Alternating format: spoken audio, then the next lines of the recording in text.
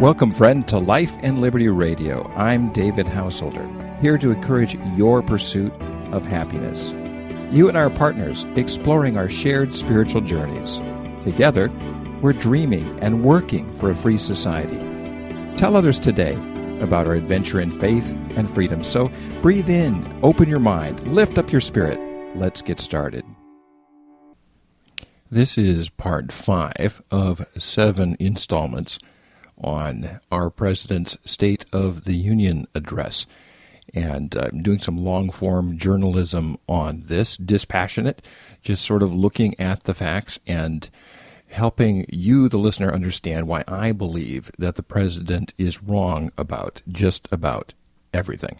And once again, I don't dislike him. I just feel he's wrong. He starts with talking about housing and how people cannot get mortgages. Well, this is true, and he wants to streamline the process and wants people to be able to get a house, so get a mortgage, get into a house, and the American dream and the whole thing, the ownership society of George W. Bush. Well, the problem with this is the market knows who can afford a house and who cannot afford a house. And if you put someone in a house who can't afford a house, you put a 30-year obligation on them, which they cannot fulfill. And just think about this question. Who knows better? Who can afford a house? The people who do the credit ratings or the government bureaucracy? Well, that's door number one, of course. And we want people who can afford houses into houses. We do not want to shoehorn people who cannot afford houses into houses. It's not a service to them at all. It puts them in a position that they can't handle long term. And maybe they can someday, and the credit rating people will know that. And the president complains that the banks aren't lending. Well, let's look at why they're not lending. Ben Bernanke, who is the chair of the Fed, and I can't believe that an MIT PhD who knows 1,000 times more about money than I do doesn't get this. He does not understand that the reason the banks won't lend has nothing to do with them being bad people. The banks won't lend because Ben Bernanke has set the interest rates too low. Fourth grade banking. Let's look at it. How do banks make money? Lending at interest. If you lower the interest rates below the market rate, below what the market would have it say, then the banks can't afford to do it. In other words, right now, Ben Bernanke himself has set the interest rates so far below the market rate. In fact, they're near zero, that banks lose money if they lend it out. Why? Because the interest rate is lower than the inflation rate. Now, why would you lend money if you were a bank? Of course you wouldn't. But of course, Ben Bernanke's never worked in a bank. Ben is just an academic. And so he doesn't understand things like this. And how you can have his level of quantity of knowledge and not get that is so far beyond me. I can't even fathom it. So the best way to get people into homes and to stop the housing crisis and to get things rolling again is to get the government entirely out of the housing business. But the truth is you can't get a loan anymore without federal backing. I don't know that it's possible. Perhaps it is. But pretty much every loan is Freddie, Franny, FHA, one of those things. So we really have to get the government out of housing. And then he talks about Head Start, and he wants to get government preschool going for everyone. Since the government does such a great job of education, let's extend it to preschool. And he talks about studies, but of course he hasn't read the real ones. And dispassionate third-party studies, even studies by the government, show that things like Head Start, by the time you get to first, second, third grade, there's no measurable difference in the performance. So basically, it doesn't do any good at all. And why should we send all kids to preschool? Is that really a good idea? Or should we have kids growing up in big, happy, extended families where there's lots of multi-generational things with people that are going the distance with them in life? I'd take door number 2 in a minute. And so we need to encourage the family, not the government taking over the lives of our children. And he talks about university education and how we need to get more people to go to the university. We need higher education. Well, the truth is we send too many kids to college, and our colleges are more and more state institutions and less private ones. In fact, the government continues to try to shut down entrepreneurial private universities by creating all kinds of regulations that they can't keep. So basically, public education, higher education, is not market-based. So they come up with all kinds of majors that the market doesn't want. Now, a private school isn't going to do that. A private school is going to make sure that it can compete. Therefore, the private school is going to make sure that its graduates go somewhere so they're happy and rich and can send them alumni money. So really, we need to get the government out of our higher education altogether eventually by privatizing our universities so that they are more market-based, so that they do actually teach what the society needs. That's what the market does. It finds out what the needs are, and it meets them. As we have it right now, we've got all kinds of majors you can get that nobody wants to hire people for, and that is a complete and total waste of time. Germany, which is leading Europe right now in so many ways, only 10 or 15% of the students go to university. The rest go to some kind of vocational training, many of which go to higher vocational training. But only 10% go to university, and they are doing a whole lot better than we are, and they just balanced their budget. We're not talking about a 1% sequester. They balanced their budget this year, actually last year, 2012. So he wants to redesign high schools, and once again, he wants to use the central planning model. And if there is one thing that is wrong with the entire State of the Union address, is that he is sort of being disloyal to his heritage, and his heritage, of course, the Democratic Party, which goes back to Jefferson. And if Jefferson were in charge of the Democratic Party, I would join it tomorrow, because Jefferson believed that the best decisions are made closest to home. The best solutions are closest to home, and the more local, the better. The 10th Amendment comes right out of the heart of Jefferson, which means push everything out to the most local level possible. President Obama thinks exactly the opposite. President Obama is not a Democrat. He's a Federalist. If you look at late 1700s sort of terms, the Federalists like Hamilton and Washington and Adams were people who wanted to centralize government, and people like Jefferson were people who want to decentralize government. So basically, we don't have a Democrat. We have a Federalist, somebody who wants to centralize. And we all see that centralization causes inefficiency, causes disconnect, causes waste, causes all kinds of things that we have to change. So federally designed high schools, central planning, I can't imagine that would help.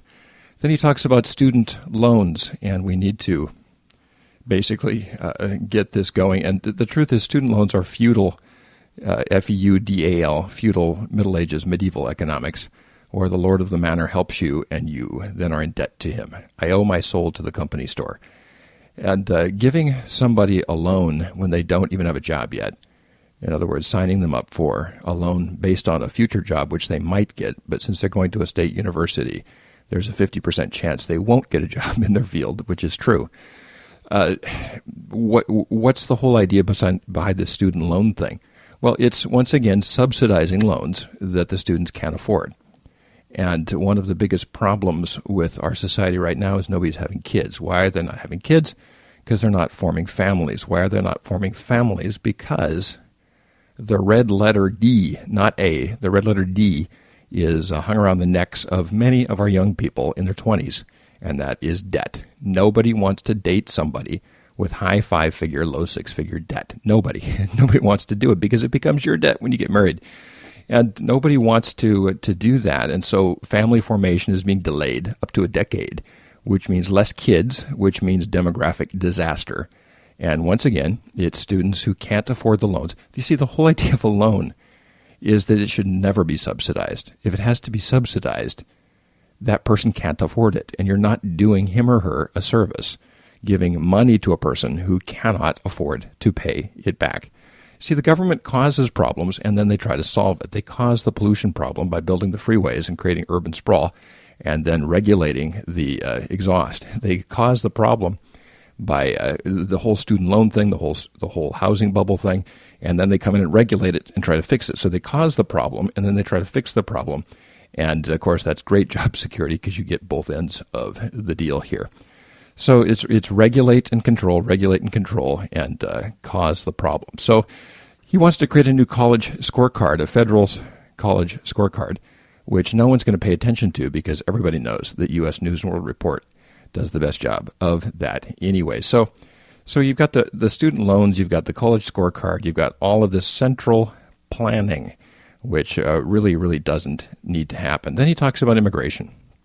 And the truth is, our president is not a friend of immigration. Our president is a friend of big labor. And in 2007, it was one Senator, Barack Obama, who blocked George W. Bush's plan for immigration reform, which was much more thoroughgoing than his own. The one that President Obama just presented is nowhere near as comprehensive as George W. Bush's. George W. Bush is a Spanish speaker. George W. Bush is a border state governor, and he understands the issues along the border much better than Barack Obama from Chicago and Hawaii. And the truth is that we should have done it. We should have done it. But it was Barack Obama who blocked it. And why did he block it? Because he was backed by big labor money. And big labor money has always been the enemy of ordered immigration. And Barack Obama's plan right now is very similar to the Senate plan, except it leaves one thing out, and that is the guest worker program, which was part of George W. Bush's plan, which is the part that Barack Obama didn't like in 2007, because that's a threat to big labor. And the truth is we need inexpensive labor, or we'll just have to ship all of our manufacturing to China, which I don't think is a good idea or anything that anybody wants. So a worker program, the truth is we had one. We had one for decades called the Bracero program. It worked really, really well. Had we left it in place, we would not have the immigration problem. In the first place, it was killed not by Republicans. It was killed by Democrats in the 60s, the Great Society Democrats, who wanted to get rid of it because it was a threat to, guess what, big labor. And big labor lobbies knocked it down. And we had people legally working in this country for decades and doing a great job. And that should have continued to be the case. Truth is, nobody really wants to come here right now. And if we were to open the borders to Mexico, it's doubtful that a lot of them would come. In fact, the migration is going the other way right now because the Mexican economy is doing really, really well. Have you read The Blackberry Bush? At the moment the Berlin Wall falls, a boy and a girl are born on opposite sides of the world. Did they share a destiny? Do we all share the same destiny? Come on a treasure hunt through the landscape of your soul. BlackberryNovel.com.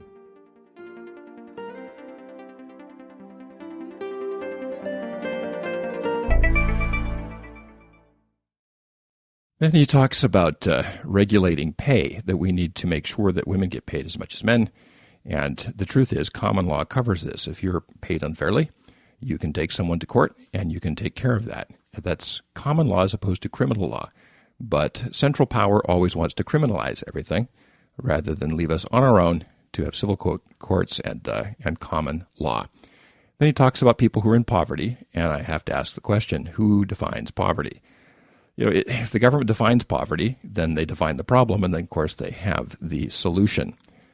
And the truth is, it's a penalty right now to get off of Medicaid and to work. I just talked with a college student this week who is choosing for a time not to go back to work. And this college student is choosing not to go back to work because she says, right now, my benefits are way better if I don't, and I can just ride this out as long as I can, and God forbid I should actually get hired because then I would lose all this stuff. So I have to pretend like I'm looking for work. It turns out there's a huge penalty if you get off of Medicaid and if you get off of unemployment. So why would somebody do it? We've got millions of people who would rather stay on that because we've incentivized them not to work. Isn't that great? As opposed to Clinton, who did the exact opposite and put millions of people off of welfare and into the workforce, which created one of the biggest booms which we have ever seen as a country. The truth is, we all have to work. That's what we're here for. You don't work, you don't eat. And if you're healthy, you need to work. That's just the way life goes. Setting a federal minimum wage at $9 an hour, well, that's great as long as the dollar's worth something. But we have the same president who is in favor of lots of spending, which lowers the value of the dollar. So then he talks about rundown neighborhoods.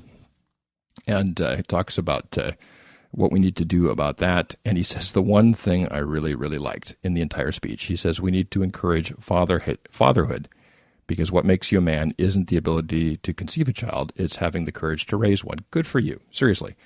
And he's not just saying that, he's backing it up. For all you might say about him, President Obama is a good father and a faithful husband. So that's a good thing. And he walks the talk on that one. And why doesn't he just say more stuff like that? I like it. But the truth is, welfare wrecks the family. And if you want stronger families, stronger communities, a stronger America, then we need stronger families. And we can't have it through welfare, because welfare disincentivizes the family. Coming up, we're going to have podcast number 6, and that will be the 6th in 7. I know this is long, but I want to go point by point, long-form journalism, through the State of the Union and tell you why central planning is not the answer. The answer is moving things out to the local level. Well, that's all for today on Life and Liberty Radio. Thanks so much for sharing this part of your spiritual journey with me. Now, the views on this program are not necessarily those of my advertisers, sponsors, places I work or do business with. They're purely my own, but I'm sharing them with you, so share your ideas with me. Write me on Twitter at Liberty House, LIBERTYHOUS,